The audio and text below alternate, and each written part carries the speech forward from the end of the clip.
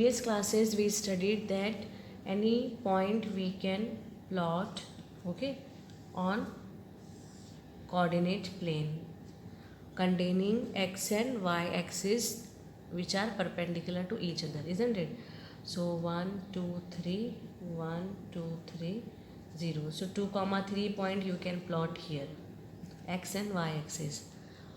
So similarly, if we plot one complex number, we know complex number, suppose z is equal to x plus iy, okay. So this complex number corresponds to this order pair xy. So if this x comma y will we plot on the axis, suppose in take particular 2 plus I, okay.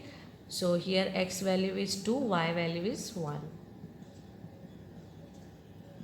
So 2 comma 1, this point if you plot here, which is the ordered pair we get from the complex number.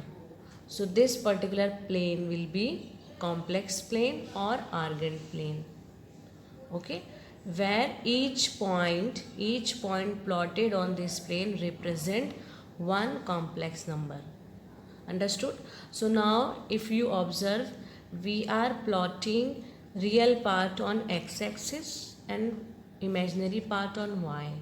So this we can, x-axis we can write real axis and y-axis we can write imaginary axis, okay. So now in complex plane we will have two axes, one real axis and one imaginary axis. In real coordinate plane we were having x and y, but now in complex plane what will be the difference?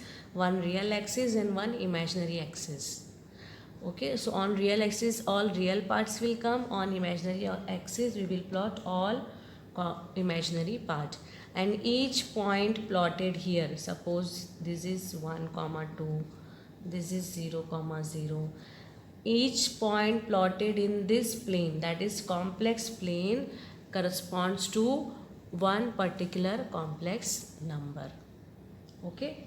Now if you observe here one thing, suppose in particular this is origin 0 comma 0, this is in real line, this is imaginary, okay, x and y. So suppose P point having coordinate x comma y, this point corresponds to the complex number x plus iy. So what will be the distance between OP? We know by distance formula this is x square plus y square, okay. But if you remember, this is the formula of mod z, isn't it?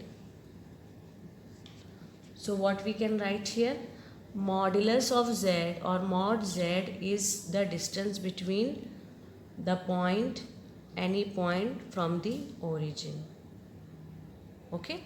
So this we can write here mod z, this is mod z.